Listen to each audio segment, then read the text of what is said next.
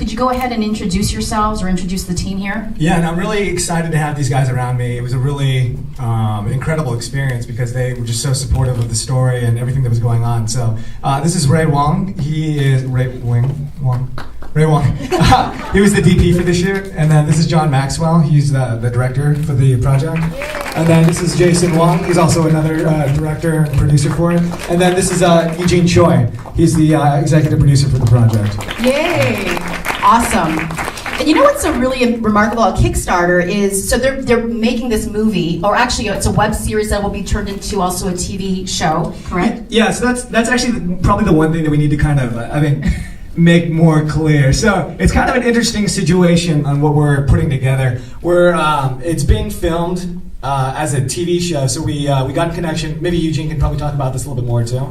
But we're shooting it as a TV show, and then we're splitting it up into 8 pieces from the TV show, and we'll release those online. So it'll be a TV show, a web series, and then if you play it all together, it's technically like a film. Yeah, which we might do here at the festival someday, right? Yes. Okay. And then I think it's going to be recut as a film, actually an actual film version a little bit later on too. So so you're doing it all? It'll be all 3 things, and maybe these guys can talk about that too. I think Dan just confused everyone even more. But no, I mean, I think he makes a good point. I mean, nowadays, even Kevin Spacey recently gave a talk, and it's like, with new media, with different platforms and distribution platforms, like, what is a movie? It's over 90 minutes, and what is a TV show? What is a webisode series? So I think with technology, all of those lines are blurring. And, from the get-go, when we started on this journey, it's a little bit different. Like, usually you start with a clear idea of what you're going to do, and then you have a clear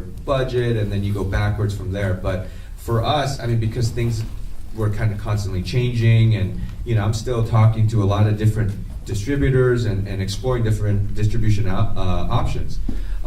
So yeah, to his point, I think as of right now, it's going to be 4 30-minute episodes. I think that's the easiest way to explain it. Can't wait to see it. Now, Dan, you and I have known each other for years, and I think, we've always talked about your adoption, and never in our wildest dreams would we have ever imagined this story or this connection. Never in our wildest dreams. And it happened so fast. So let's talk about the catalyst on what happened. You were invited out to Korea? Sure, yeah. So the original reason why I went out to Korea was about a year ago. I got an invite from the International Korean Adoptee Association. They do this summit in Korea every 4 years where adoptees from all over the world, German adoptees, adoptees from Australia, France, so on and so forth, and they all converge in Seoul for this one huge gathering. And so I got an invite originally to go out there and perform for the closing night concert, which was an amazing invite. And it just kind of made sense for me to be. I hadn't been to Korea in about 8 years since then, and so I thought that it would have been a really amazing experience just to go back to Korea. I didn't know if I was going to go back anytime in the future, so the timing was just perfect for it. So originally, I just wanted to go out there and. I actually bought a camera just so that just in case I didn't have anything to document stuff. And I originally went out there to just go film amazing adoptee stories because everybody, as we're all aware, everybody has such a unique story. And every single person that I met in Korea this summer had such a unique story. And so I thought it would just be kind of a cool web series or maybe just 1 5-minute piece that I would just put together where I would document other adoptees and them talking about what their story was, if they've reconnected with their biological family, just to kind of go through that. And then one thing led to another. And I ended up talking with Jason, and then I had meetings with Eugene, and then I met John, and then I met Ray, and it just everything just snowballed. And I don't think I can really say this about anything in my life, but everything that could have gone right went right with this project. Every single piece. Ultimately, it was getting kind of scary near the end because we were about a month out to going to Korea, and we actually, and I hadn't met John yet, and I hadn't met Ray. It was probably going to be just myself and Jason going out. It was getting kind of scary, but then we ended up getting we locked in a sponsorship, and one thing led to another. And then I found out the amazing news that I had been reconnected with my biological family, and then I found out the more amazing news. Well, not the more amazing news, but I found out the amazing news that I had been reconnected with a long lost twin that I never knew about. You can't make that up. So everything just worked out so well with being able to. In fact, I felt like I was living like everything kind of played out like a movie, and I was like in suspense in my own life like the entire time. My life had like an arc that was playing itself out. So it was just a really incredible experience, and one thing led to another, and then because of all the good news, we were able to bring on these amazing guys. And I'm kind of interested. Like, I know that Eugene originally talked. John and I had been friends before, or we had talked a couple times before. And he's an adoptee too, actually. And we talked about adoption. It was very interesting for me. But I'm actually really interested, John. When Eugene originally talked to you about this, why did you decide to come on board?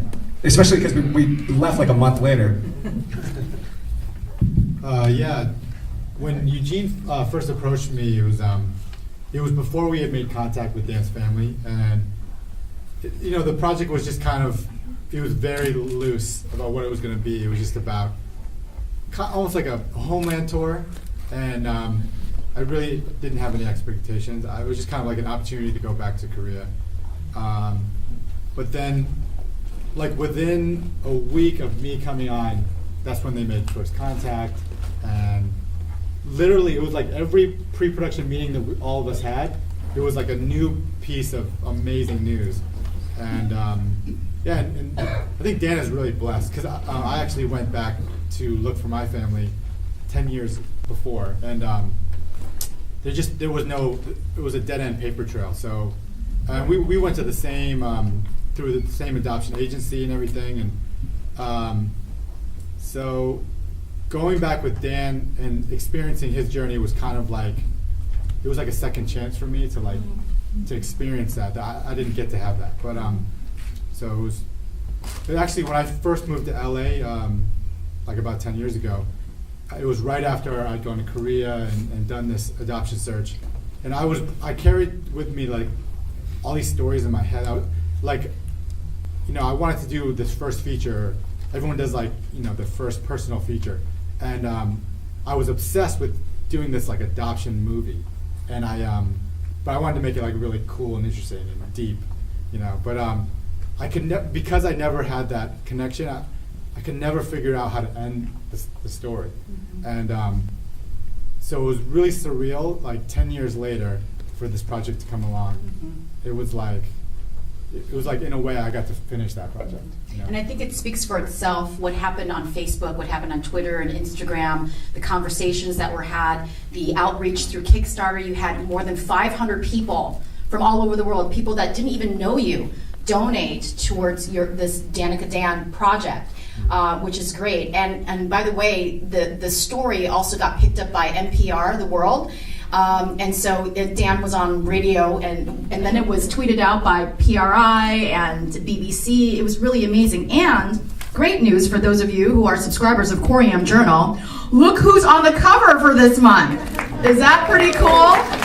I mean, this just happened. I mean, like literally all this happened in the last couple of months, and I don't think that could have been possible in terms of like how quick everything happened had it not been for new media and like the social media world, right? Completely agree, yeah. And long story short, back to how quick really everything happened. I started the search. When I was going out to Korea originally, I actually didn't want to do a search. I really had no intention of going out there to do a biological family search. And it wasn't until conversations with these guys that I really started thinking about it. And then I started super late. I think we started the search in maybe at the end of April, May. We started in May, and we're going in July. And I found out at the end of June that everything had just worked out. And up until that moment, we just had no idea what we were doing. And then just one thing led to another, and it worked out. Cool. Well, I know that we have a clip we're going to start with one clip with you at the conference. Yeah, so this set of the clip, this is the clip from, again, the original reason why I went out to the conference was to perform at this closing night concert. So we got like a short thing that they put together kind of to show some of that. Okay, roll Dan number 2. He's like a totally different guy when he takes the mic and he goes on stage. So a really quick thing to point out in that clip was the one bad thing that happened was I got really, really sick in Korea. So like the second half of the trip, I was miserable. I was coughing the entire time.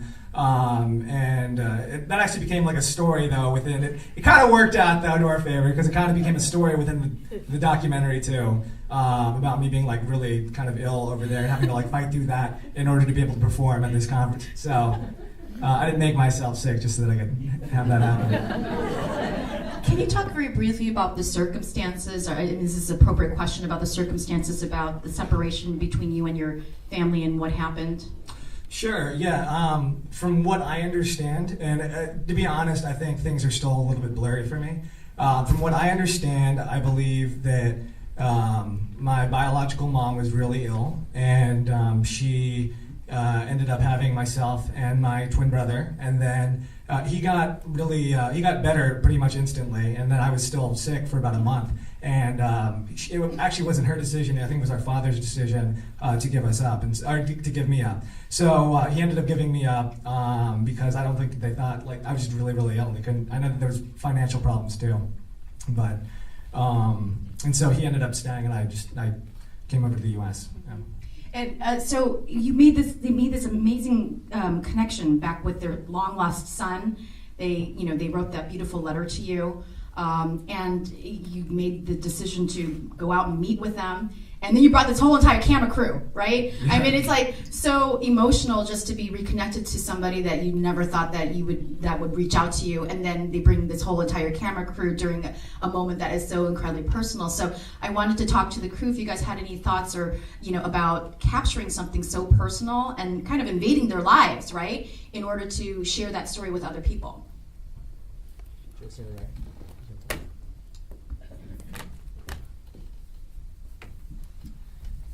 I mean, even for the crew, I think it was a very emotional experience, more so than probably any other job I worked on, and I do find, these days with so much reality TV and documentary, I feel like those lines are really, really blurred. Like, what is documentary and what is reality? How much is constructed and how much is really true?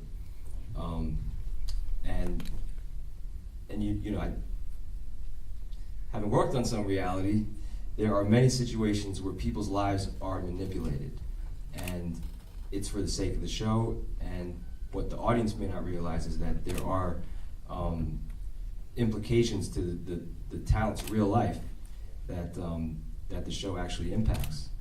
And I think working on this documentary was an example of kind of the ultimate impact of a show having an impact on someone's real life.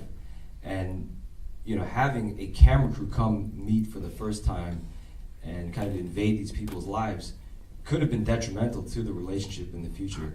And so as the crew, we really had to take care to treat it delicately and draw the line between what was worth it for the show and what was for the betterment of the family. And how did the family feel? I mean, you had to get their permission first. I assume that you talked to them about this? So pretty much I went as Dan's translator too, because I grew up in Korea when I was a kid. So initially they didn't want to be filmed. So Dan did give him heads up before that there's a film crew coming. And they were against it. So especially, it's a very emotional moment. So I was the one that went in with Dan to the meeting, and yeah, it was a very emotional moment. So I didn't think it would be very proper to capture that moment too, even though it would have been real good. But initially throughout the weeks that this family warmed up to us and allowed us to film them, but. Yeah, well, I mean, just to clarify a little bit, I mean, due to the way the laws are set up in Korea, actually, once Dan made contact with the biological family in Korea, all communication was happening through this adoption agency, and they were kind of in the middle, and then they were like translating emails back and forth, and some of these emails we got were just like really deep stuff, and after they translated it, it was very like short. It was like, "Hey Dan, we made contact with your biological mother. More later." And that was like the email, but yeah, so we didn't have any direct contact with the family, and so and then once that first initial meeting happened, my understanding of the law is then they sign paperwork like, okay, now we will be in touch with each other and stuff like that. So yeah, going to Korea, we really had no idea what to expect, to be honest with you. I mean, I was expecting maybe we would capture about like 7-8 days worth of footage. We came back with almost 18 days of footage. So I mean, we captured more than double what we expected to. We were buying extra memory cards while we were out there, because we were just getting so much footage. Dan, I remember you and I took a walk around my neighborhood a couple of days before you went. We did, yeah. And we had no idea. I mean, they sent you a photo, and he literally was like, I don't know if these are really my parents, and who say that they're my parents. Tell us about the moment when you guys walked in. Did you have no doubt? And take us to that moment. Because Sure. I want to hear about it. Yeah, that's actually really interesting. So when I first got the photo and the letter, it was really because this is actually very interesting because I met with some other adoptees beforehand, and the number one thing that the adoptee community stressed me, actually one of them too, Robin Schultz, who actually created a documentary about her finding her biological parents. But it actually, is it okay for me to talk about this? Yeah, and then, but she finds out that they're actually not her parents, though. They find out after they do the meeting, and then they find out like a month later after they do the DNA test, they're actually not related. And so the number one thing that was stressed to me was you need to do a DNA test. Not that I would have thought that maybe these people would, I didn't have the idea that these people were intentionally trying to go out of their way, but there could be whatever reason. So that was stressed me really, really stressed me a lot. And when I actually started emailing with the agency, and I actually had to think really, really hard about whether or not I wanted to do the DNA test. And they asked me, I was on the phone with a lady, and I asked her, do you think that my biological family would be insulted if I asked them for a DNA test? The worker basically said, yeah, no, they'd be really insulted if you asked for a DNA test. And so I had to think about it a lot. And I got off the phone with her, and I actually didn't give her a yes or no that night. And for a couple of days, I was thinking maybe I shouldn't do the DNA test because this could potentially scare them off, or maybe this would ruin whatever relationship was there. But then I decided ultimately, after a conversation with these guys and some friends, that I needed to do the DNA test. It was really important. And even when and then to go off of that, it was just really funny how just things worked out. And it kind of what Eugene had said, the emails that I got were really very short, and it wasn't giving me a lot of information. And even after they did the DNA test ultimately, and then I got an email the day before I was going to meet them, or the day that I was going to meet them, saying, "Oh, by the way, the results came in. They are your parents." And that was it. I was like, "Oh, can I get paperwork that showed?" I was just really, and so even when I met them, I actually didn't believe that they were my biological family. It was just really difficult going into that situation, meeting them, and I was really hoping to have something physical by that time. But then when the thing that solidified it though for me was that I do look pretty like my twin. My twin and I look very, very, very, very, very, very similar. And so even if we weren't twins, there was still I had no doubt that I was probably related to these people. Wow. Yeah. Okay, so I'm really excited to say that we actually have some clips from your trip to Korea, which have not been shown publicly before. Correct? Yeah. Okay, so do you want to introduce the clips, or? Sure. And you're seeing this for the first time too. I am, yeah. So Jason is the one that put this together. Jason, you want to introduce that?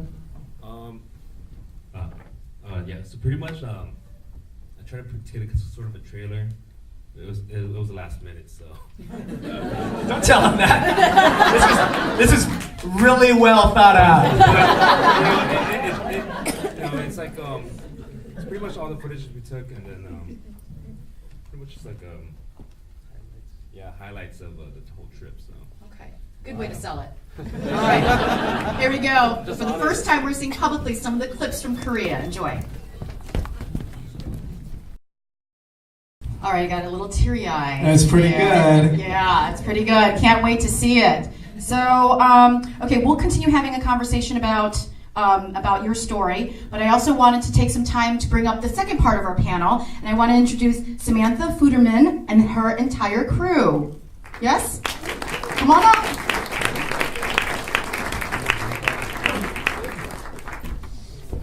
Hi, Sam. Yeah, you guys can sit up here. Come on back up. Make it a happy family. Sam, sit close to me. Yeah, because I'm standing. No, I want her to sit here. Okay. Sorry, I don't want to be rude, but My chair. y'all know. Now, Samantha, she's actually not doing a web series. She's actually doing a documentary. And the difference between what Dan's doing and hers is she's actually directing it. So he has a director, and she's like the boss lady of her own story. So let's talk a little bit about, I'm going to read the statement on your film. Adopted, raised on different continents, connected by social media, Samantha and Anais believe that they're twins separated at birth. This is such a crazy story because you had no idea that you had a sibling. You weren't even looking for a sibling, and it was through YouTube that it happened. You want to talk about that story real quick? Yeah, sure. So, okay, wait. Okay. So I got a Facebook or Twitter message one day that said, "Hey, this girl friended you on Facebook. Maybe go check it out." She sent you a message, so I went over to Facebook and I saw a message from a girl named Anais, who looked just like me, and she said that we were born on the same day. And she had seen me in a Kev Jumba YouTube video in December, and then in February saw me in a trailer for 21 and Over and looked up my name online, and that's how she found out all my information. And then spent 4 days kind of trying to work her way around the security of Facebook to actually send me a message. But yeah, a lot of stalking, kind of creepy. And so you saw her soon after that. So this happened in February of this year, right? And then you guys got connected, and then you actually went out to go see her. Yeah. Right? And then you brought on this team to document the journey with you. Can you introduce everybody? So this is James Yee, my producer. Thomas, you are our executive producer, and Kanoa Gu, who's a producer as well. Kanoa and James were actually there the day I found out. It was actually at the day of the 21 and Over premiere. And they were with me and found out, and we were just like, I don't know what's happening. You got to make something out of this. And we're like, okay. And then we...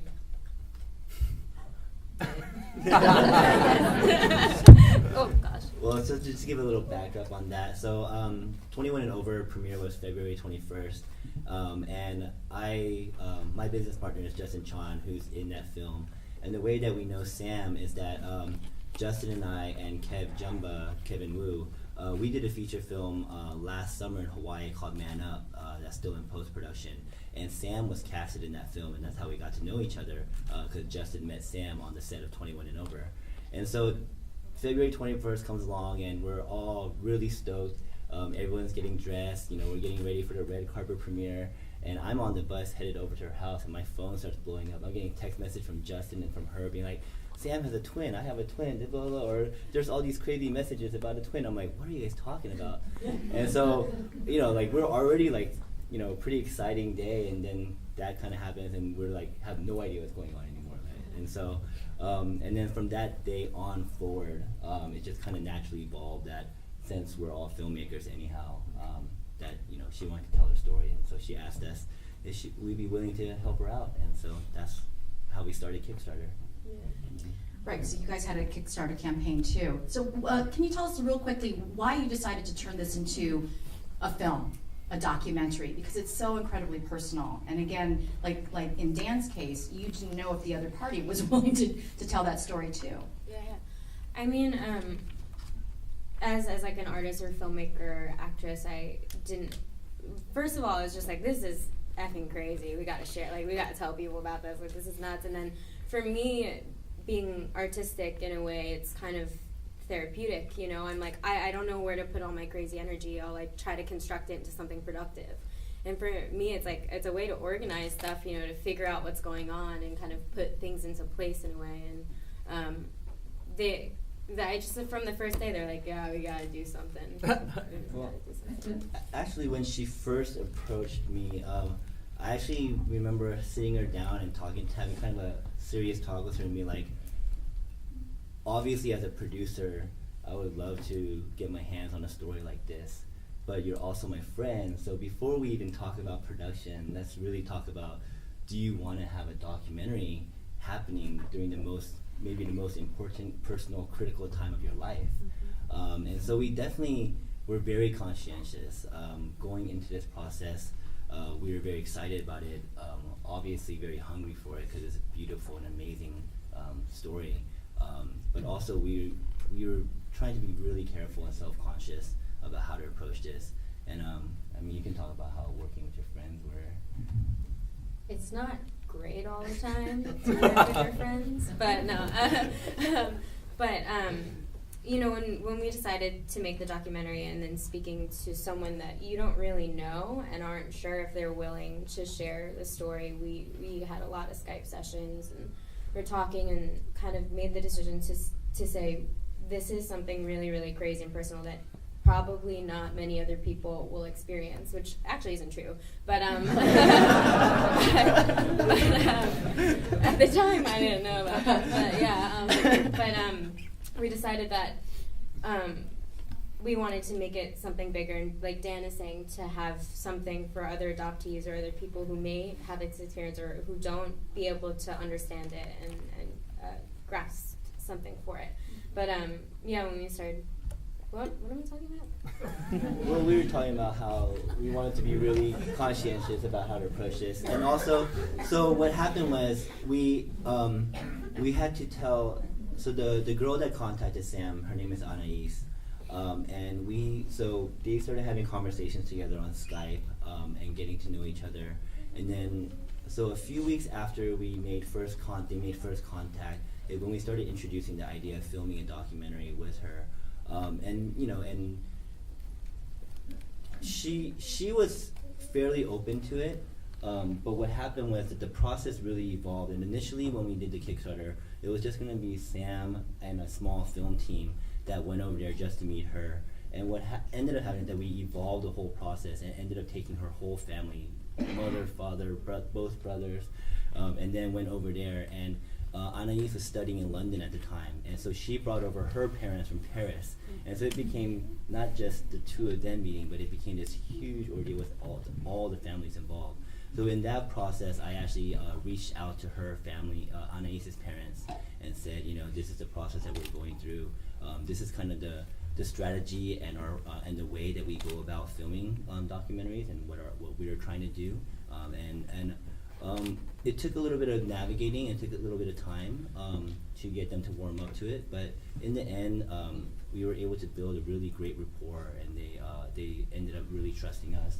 And Anais and Sam was able to build a really good trusting relationship. So in the end, we were able to just shoot freely, but also in the context that it was very specific for our film team to be as invisible as possible. And we had an amazing cinematographer, Ryan Miyamoto, who was like a ninja. You know, he would, you know, and even afterwards, talking to Sam's parents and Anais's parents, they would even say that he would become so quiet and become so dissolved into the background, even though he was sitting at the same dinner table with them, that they would forget about him and they'll start talking freely. And so by creating that kind of environment and going into that process, specifically saying that is our strategy, using as many we had a couple of B cameras that were further away, hidden, so it would be less intrusive, and we usually only had one primary camera directly involved with the people being in talking or whatnot. And so we really try to minimize it as much as possible to really capture the natural richness of the moment and give them the flexibility and the freedom to not feel under a microscope. And given the size of the reunion, her side of the family, their side of the family, you must have captured so much great footage. So I'm really looking forward to seeing Twinsters. But what's interesting is that you have this robust social media YouTube channel, but I haven't seen anything yet. So I think you guys are like holding back on releasing any clips. So can you tell us about where Twinsters is right now? Are you guys still shooting? You know, when do we feel like we're going to see anything? So we're actually we're wrapped shooting completely, and we're in post-production. We're in the assistant edit right now, which I'm actually doing, and it's a long process, watching yourself for like 8 hours a day and like making notes on it. But then we're going to go into our lead edit probably around January, February, and then be ready to submit to festivals the following year. Awesome. So it's a long process, but there's a lot of stuff to go through. Oh, great. Okay, I'm going to open it up to the audience because I still have more questions, but I wonder if any of you do. So please raise your hand if you have any questions for either team. Team Sam, Team Dan. Yes, in the front. I have a question for Dan. Question for Dan. How involved, or how do your adoptive parents feel about your journey right now? Yeah, this is actually a good time. Well, I'll do some special introductions right now. So my parents are actually here. My grandma's here. My uncle's here. My aunt, my uncle are here. So you guys can all stand up. Hi, Mom. There's the family. Hi, Grandma. So that's really exciting. You raised a good kid. And then another special introduction. So Ki-song is actually my brother. Ki-song. You can stand up.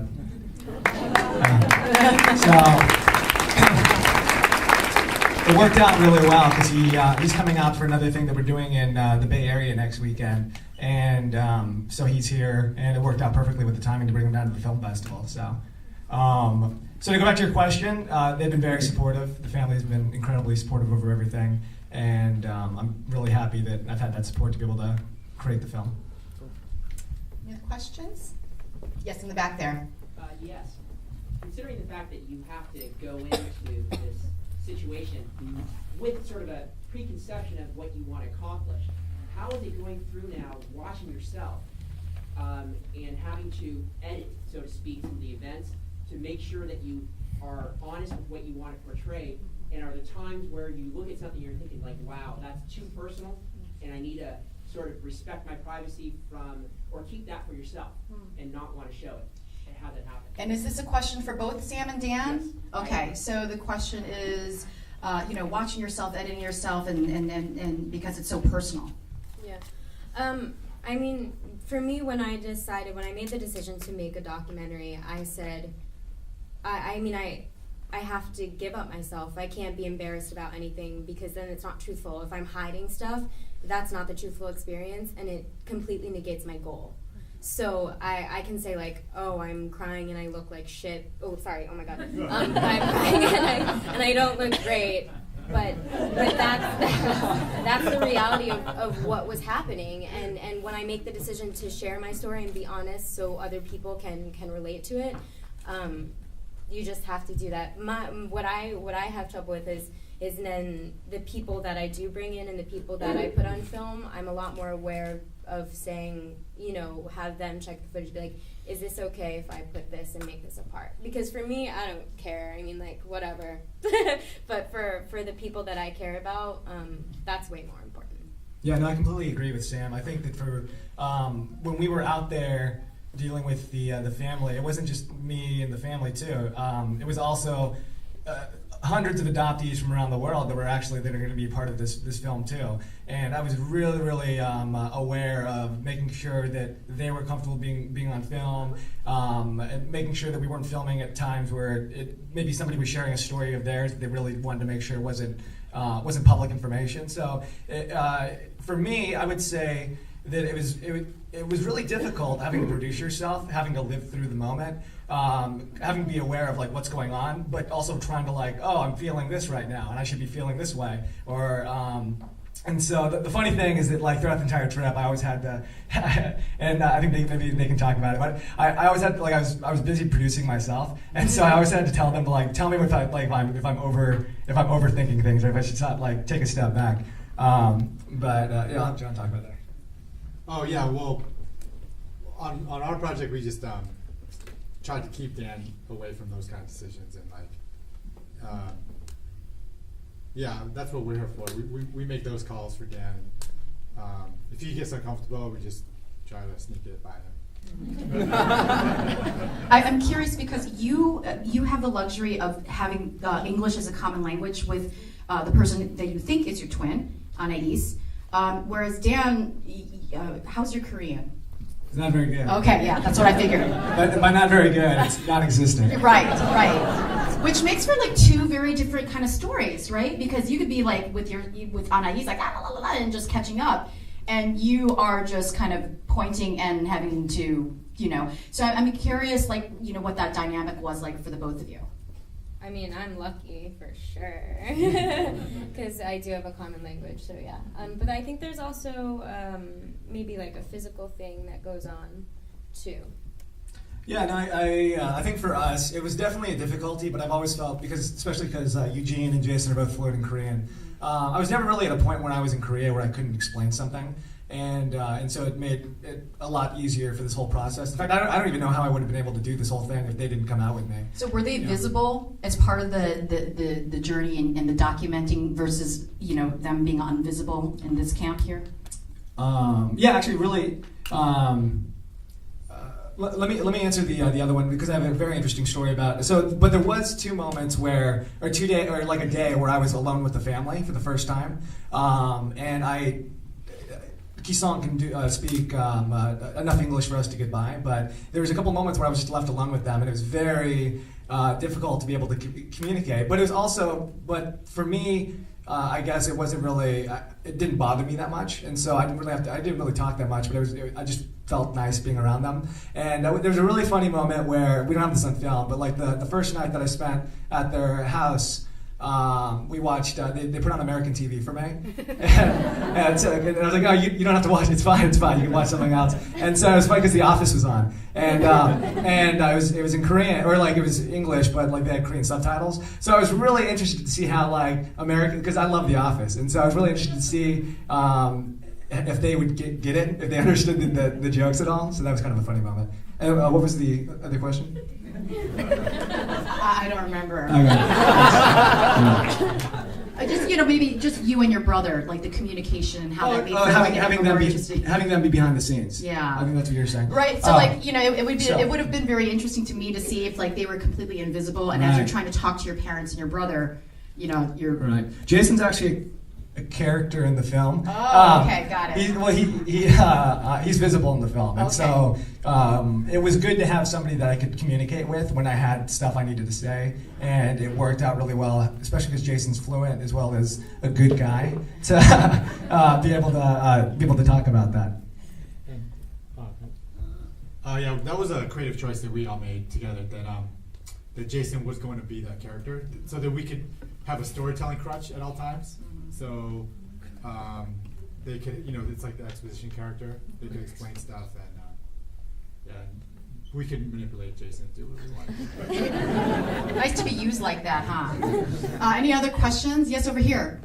This is for both of you. I was wondering how you have dealt with expectations that might be present either from yourself or from your twins or from your twins' families about what they might expect for the future of the relationship with you. Oh, expectations from your twin from you, and expectations of yourself. I mean, I think that this is one of the major things that I've learned throughout this whole thing is that you can't expect anything. We all construct, I mean, I do this, I construct stories in my head. I'm like, oh my God, what if this happens and then this happens? But the truth of the matter is that, like, I never expected to get that message. I'm sure Dan didn't either. I never expected to get an email from Dan telling me about what was happening with him. So, I mean, after that, you just kind of have to let it go and just be able to accept whatever comes your way. We should talk about mine and Sam's relationship. That would actually be a very interesting topic. Oh, yeah. We should discuss that too. But to kind of go off of that, I think that I've got. I guess I really can't expect anything, but I do. I think I'm going to be going back to Korea a lot more often than I probably planned to originally. Like honestly, this trip before I met the family was probably my last trip to Korea for like another 10 years or so. So I'll probably be going back a lot more often, I've already noticed that since I've been back, it is really difficult to communicate with them because they don't know the parents don't know a computer, and so I was able to communicate. I've talked with them once since I've been back through when they were with Kisong, and he was able to put them on the phone. But it was very, very difficult though to and I have no idea actually. That's probably the thing that I have to think a lot about. Any other questions? Okay. Craig, I'm going to come to you because we're recording this. I'm going to. Okay, well, we're recording this. Hello, Dan. It's good to see you. Hey, Dr. Reed. You've changed a lot over the past couple of years. Question for both of you: how similar or dissimilar are your twins?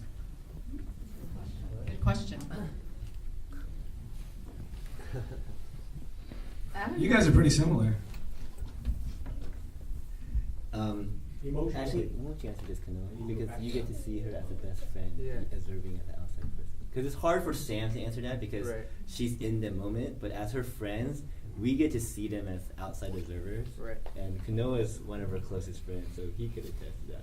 It's pretty wild. I mean, at first, you're seeing all of the similarities because I think that's what you're kind of looking for in the circumstance. So, I mean, but then at the same time, yeah, I consider Anais a friend now of mine, you know, and she's so cool, and so now I see them as two different people, and you know, I can see differences and kind of separate them apart from each other.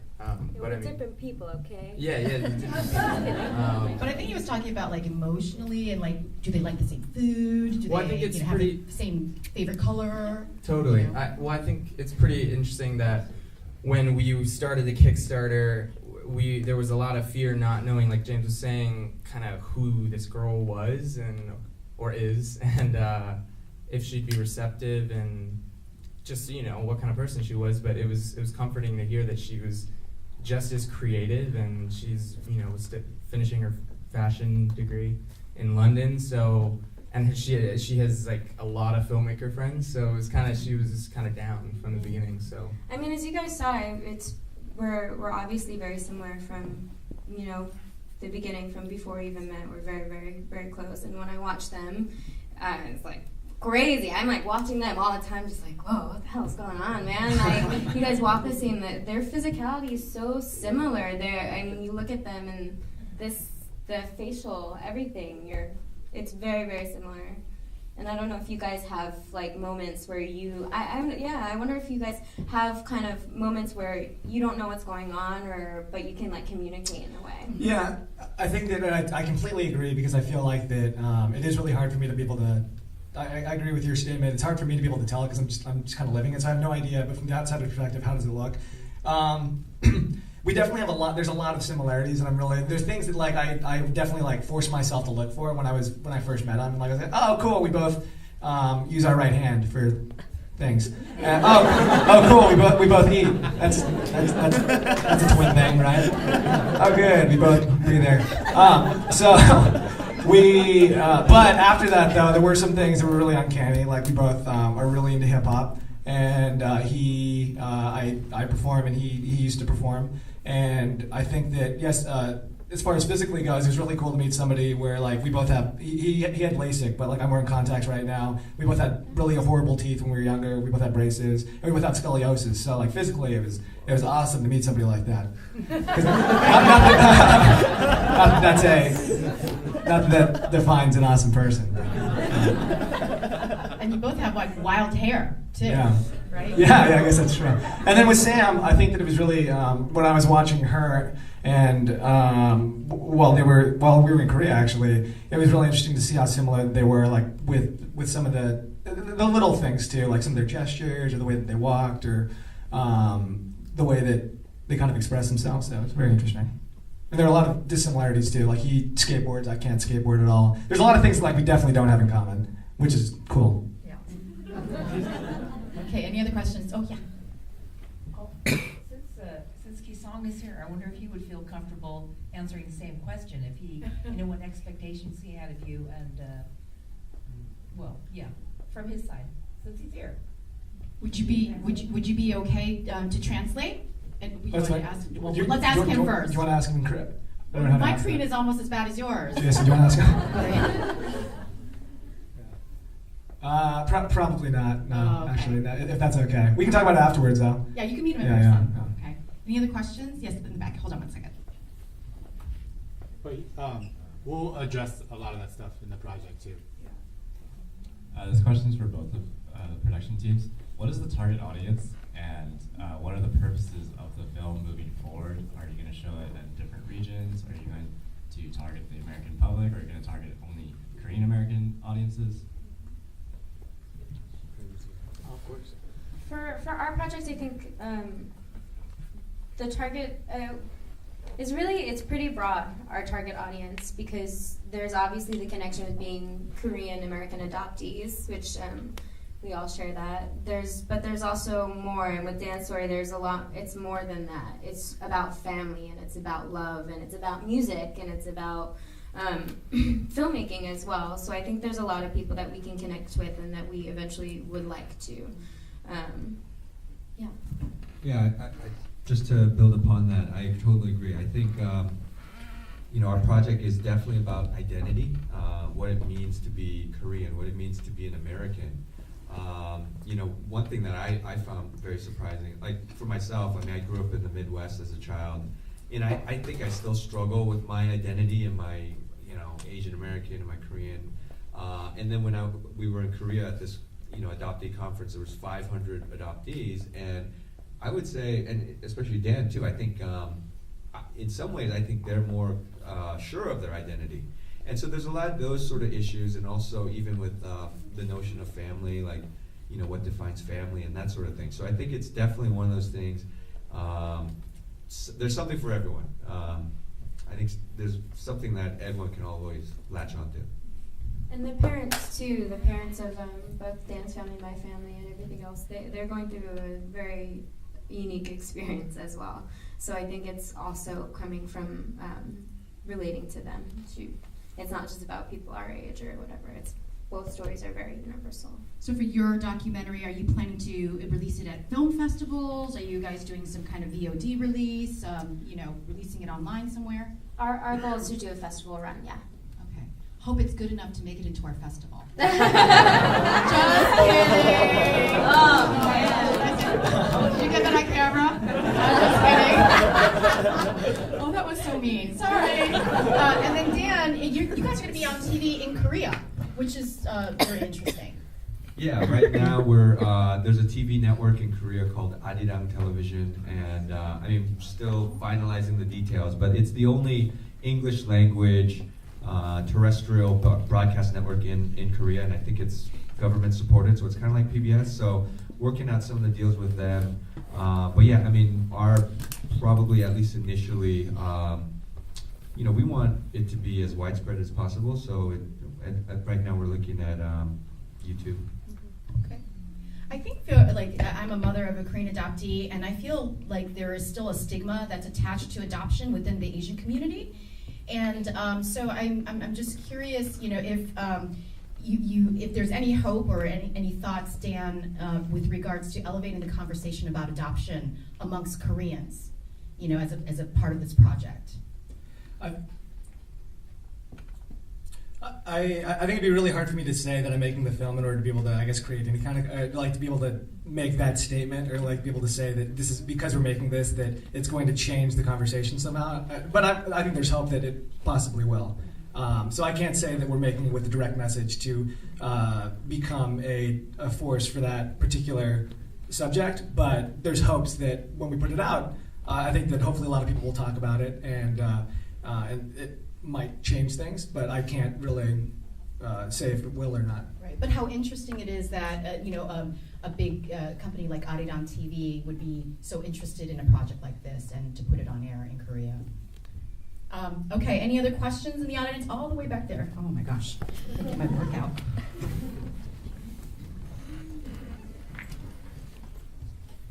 I just have a question for both projects. How has your journey that you just went through helped maybe your siblings that are also adopted, or if you have adopted siblings, how did it help in their journey to find their families, or adopted families, siblings, and that? I don't have adopted siblings. I have two brothers. I'm the adopted sibling. My parents have two biological sons, and they're both older than I am. So when I told them, they were pretty freaked out too. But I think it's changed. Having an adopted sister for them changed their perspective on life from jump. From the very beginning, and their view on diversity and acceptance, and then having something so crazy happened, I think has made that even wider, a broader spectrum for sure. And then my relationship with my adoptive sister, I would just say, as a whole, I think my relationship, it's been a very interesting thing for my family to go through, and I'm sure that it's something that she probably thinks about. So I know this is a really broad way to answer the question, but I think that it's generally helped our relationship. We're going to take one more question. Anyone? Okay, all the way. Oh, there's two.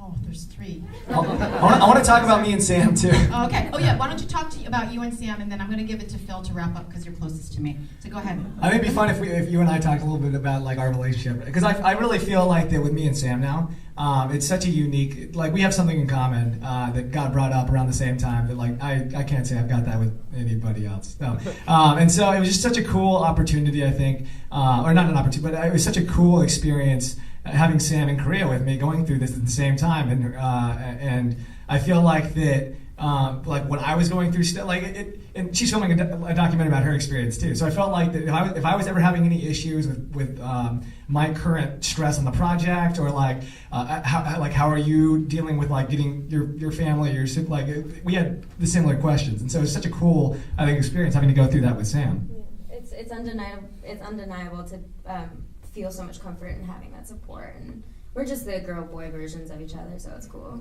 Just kidding. No, but it's awesome. You know, Dan is actually, I met him through a friend, Jason Poon, and after the Kickstarter release, he was like, you have to meet my friend Dan, he's a Korean-American adoptee. So we went to lunch, and it was like delicious and awesome. And then we talked about being adopted and being Korean, and I went to London, and I came back and met up with Dan again.